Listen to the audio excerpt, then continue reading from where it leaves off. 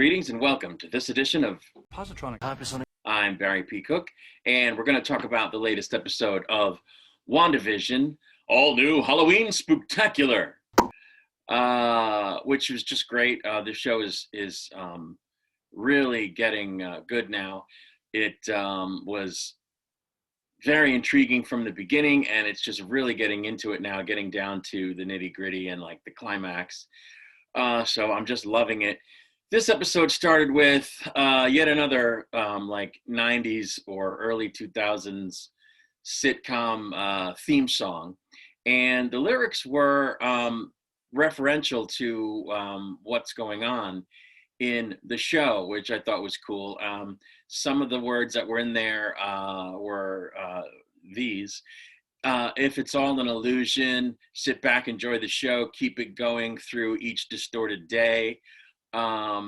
So yeah, that pretty much sums up what's going on in Westview. We last left off where there was a knock at the door, or the doorbell had rung, and who's there but Pietro? And of course, it isn't the MCU version of Pietro; it's the Sony X-Men version of Pietro, which was kind of weird. So he's now on the scene, and in this episode, you see him running around and doing his Quicksilver thing. So he's in universe now with Wanda and has his powers, which I suppose is only logical, but he didn't necessarily have to have them, but he does. So he's running around like a crazy person. Wanda comes down the stairs in her classic comic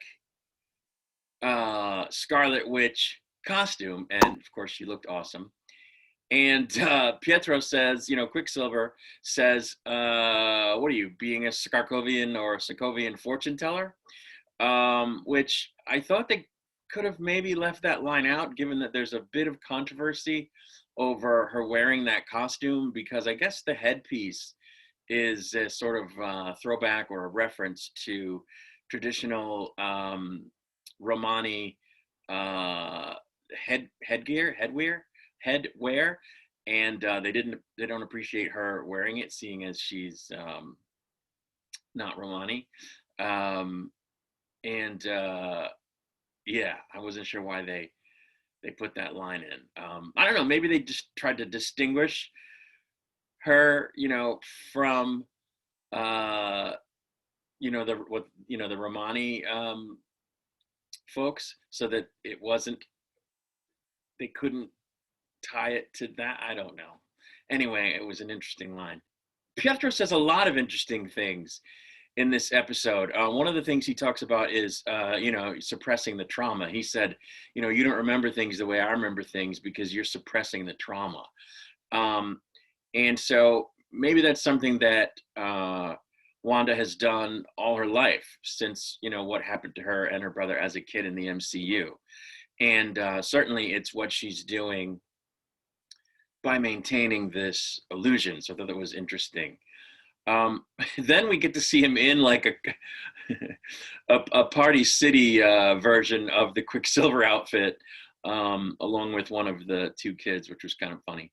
But then we go outside the Hex, and we see Rebecca and Kat Jennings' character, along with the FBI guy, sort of getting their clearance revoked or whatever, and getting booted out of the Sword base. And the guy in charge mentions something about Rebecca having a history with Carol Danvers. So that, of course, is a reference to, the whole Captain Marvel thing. But is there an implication there that they were like together, that they were a couple? I don't know. Maybe they'll suss that out.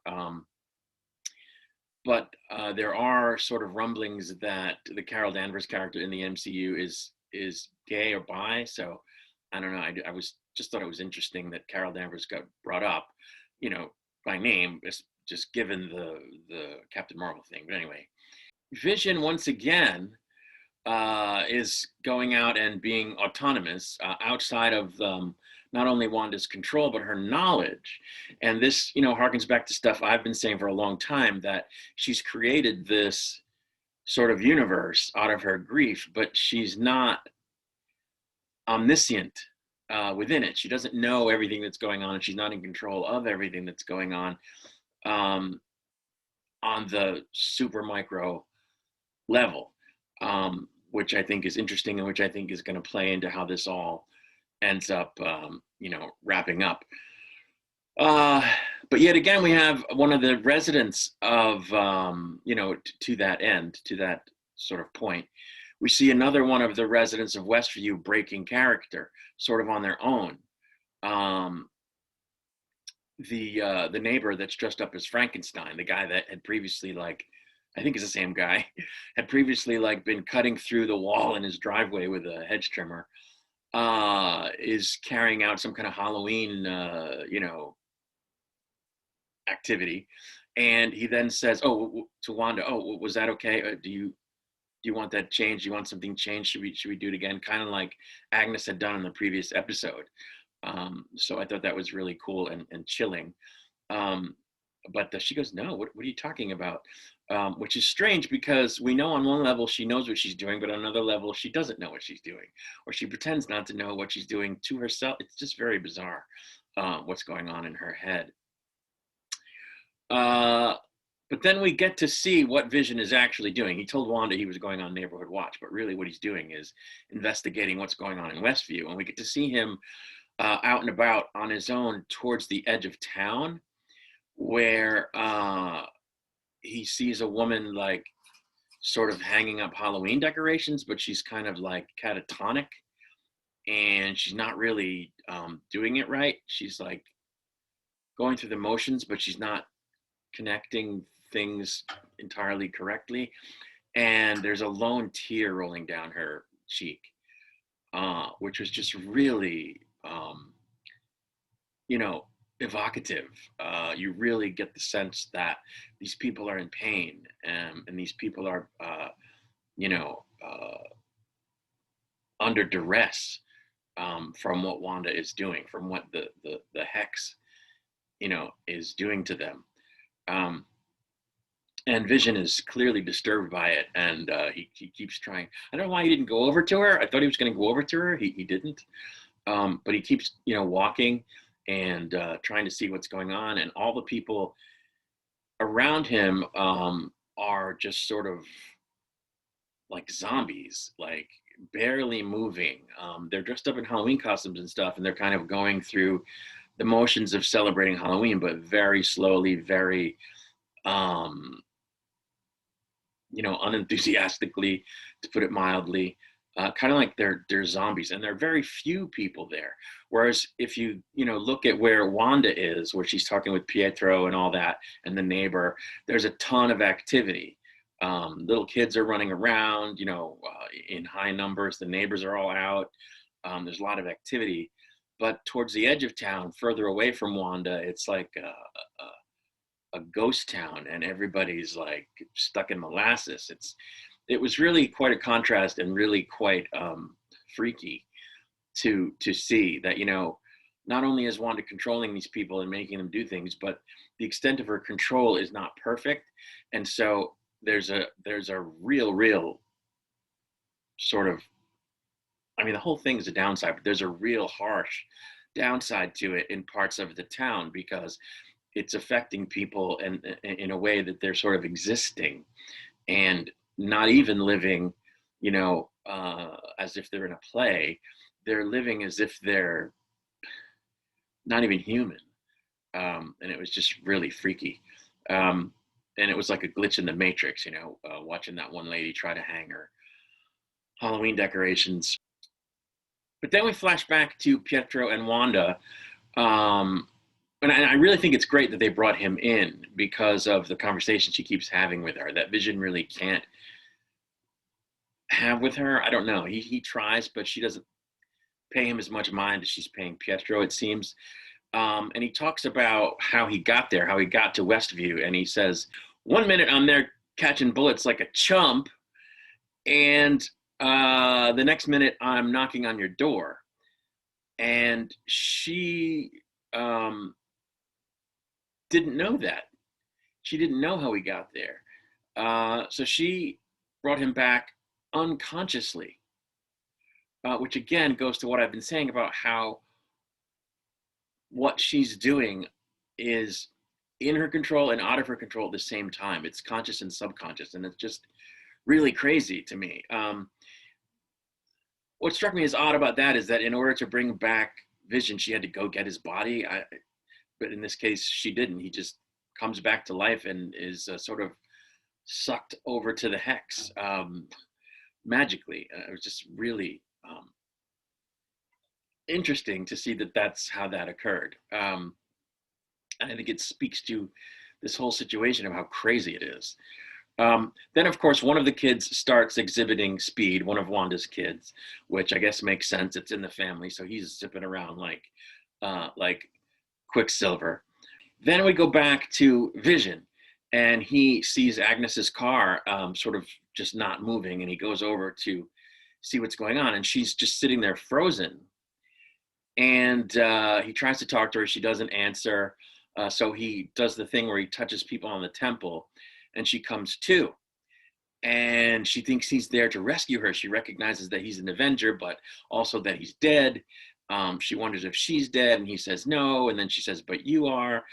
And she starts to lose her shit, cackling, coming out with like word salad kind of stuff. She was really mad as a hatter. So he puts her back under the trance, and she carries on. Although, now that I think about it, when he did first talk to her, she did answer, and she says she's just lost. Like, she gives him these vacant looks. She's just staring out the window, actually, the windshield in the front, and she just sort of, like she's in a trance, says, "Oh, no, I'm just lost." And he's like, "In the town you grew up in?" And that was just before he brought her around. But then, she goes back under or whatever, and she goes about her business. It was just very freaky, just very, very eerie. But then we flash back to, I shouldn't say back, flash over to Rebecca, and she is being told by the Kat Dennings character that she can't go back in the hex because the energy in there has already affected changes to her on the molecular level from the one time that she went in and the one time that she went out when she passed through the barrier. And, that, of course, goes back to what I've been saying for many episodes, that the energy in there is manipulating things on the molecular level. Is that where the kids came from? Did they come from some other kind of thing, like, pure magic? Like, what is all going on there? But, I don't know specifically, but things are definitely getting changed on the molecular level, which just goes to, it either goes to Wanda's power and how enormous her power is, or it goes to, something else, that the hex is sort of artificially intelligent itself. I don't know. Hopefully we're going to find out what that's all about. Some people have speculated, I shouldn't say some people, there's an article online that speculates that this is how they're going to bring the idea of mutants into the MCU, because I don't think they could say mutant or, show mutants in the MCU because that had been licensed to Sony. That sort of word and that sort of part of the, the Marvel universe had been licensed to Sony for the X-Men films and so forth. Because they couldn't even say it on Jessica Jones, the word mutant, which was a completely different license to Netflix. So people are saying, or this article is saying, that maybe this is how they get mutants into the MCU, assuming that they don't have any more license conflicts, because the energy barrier now has expanded, but we'll get to that in a second. One of the things I keep talking about Pietro, talking about things that are going on in the universe to Wanda in a way that, Vision really can't, making observations that he really can't get away with making without getting in her on her bad side. He says, I have to ask you,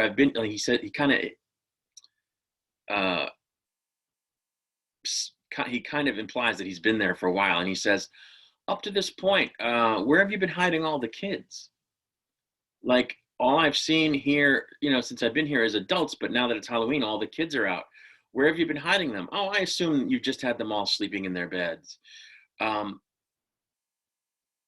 but that again was sort of eerie because what has she been doing with the kids?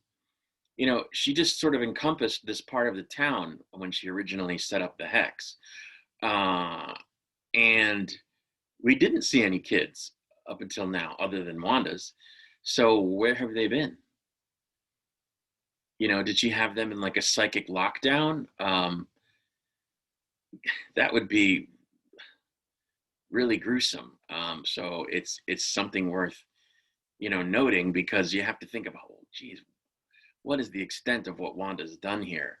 Um, so that got brought up, and it goes to show that Pietra is 100% aware of what she's doing. Like he realizes that this whole thing is a construct, and that she's sort of manipulating things, whereas Vision's starting to become aware of it, but he wasn't initially. So it's really interesting that Pietro is like just sees it for what it is. Like there's no shroud over his eyes. He gets it. It's interesting, but we know that it's not all a conscious effort on her part. We know that it's um, partly involuntary because, for example, he gets brought back to life without her knowledge. Uh, it's just it's just fascinating to me. I want to see where they're going to go with this. Um, I wonder if he knows that it's not all a conscious effort, though. You know, um, we don't know. Because I don't think she necessarily knows that she consciously was keeping the kids subdued. You know what I'm saying? Like, it's just very freaky. The next kind of thing we see is that Vision tries to get out of the barrier, because he's trying to go outside and I don't know what, see what's going on, talk to people outside, because he doesn't know what's out there. He tries to go outside the barrier and it doesn't work so well for him. It doesn't quite work the way it did when Wanda went outside because, of course, he's dead. So he's kind of like tied to the hex in a way that she, I guess, wasn't, even though she's controlling it and birthed it. And he starts to like be ripped apart by the barrier, which is trying to pull him back in. And the other child of his and his quote unquote and Wanda's sort of psychically realizes that this is happening, from some distance away. So he now is psychic apparently. And he felt like a disturbance in the force, as it were, which causes Wanda to like flip out, because she, of course, doesn't want Vision to die. And Pietro says, don't worry, Wanda, it's not like your dead husband can die twice. Which she zaps him for saying that. But there again, he knows Vision's dead. It's just so weird. But when this happens, the hex starts to expand massively and take over more, and more territory. Um, Homes are getting pulled in. Vehicles that are just outside the barrier are getting pulled in as it expands. Not pulled in, but encompassed. More people are being encompassed, including FBI and SWORD members. They can be seen running, trying not to be encompassed by it. And as soon as it waves over them, their outfits change. Regular cars turn into like ice cream trucks. Uh, all sorts of crazy things start happening as the hex converts the surrounding area into more of Westview, and sort of redesigns it in its image or Wanda's image or whatever's image is controlling all this stuff. And it just expanded greatly, and that's why people are thinking it's going to bring mutants in, because it's into the MCU, because now it's expanding and it's changing people on the molecular level, as we know. So is this where we're going to get mutants from? I don't know. There was that speculation, but anyway, I think it's going to put more stress on Wanda, because now she's controlling even more people ostensibly. More people are subject to the control of the hex, and it's more to manage. So what cracks are going to develop from that. It's going to be interesting. Also interesting is now Darcy, the Kat Dennings character, has been encompassed by the hex because the FBI guy chained her to a vehicle to keep her from, going to help Vision. But then they all took off when the hex started to expand and he didn't uncuff her. So she is now inside the hex, possibly chained to a vehicle or who knows, a fire hydrant at this point, once the hex gets through with it. So next week we're going to see, what she does now that she's inside the hex. But like I said earlier, this show is definitely reaching the climax. We've only got, I think this was episode 6, so we've got like 2 or 3 episodes left. I'm not sure if it's 8 or 9 episodes, but we're well past the point of the climax. Everything's starting to hit the fan now. Yeah, I think what follows is going to be very dramatic in the next couple of episodes, and I can't wait to see it. I think this show is great.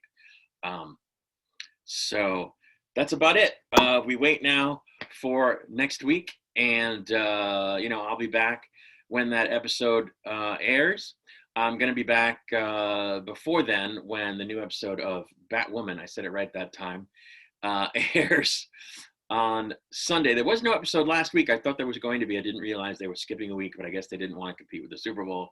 So they skipped a week, but I'll be back for that as well. Until then, I'm going to say as usual, as I depart, peace and long life.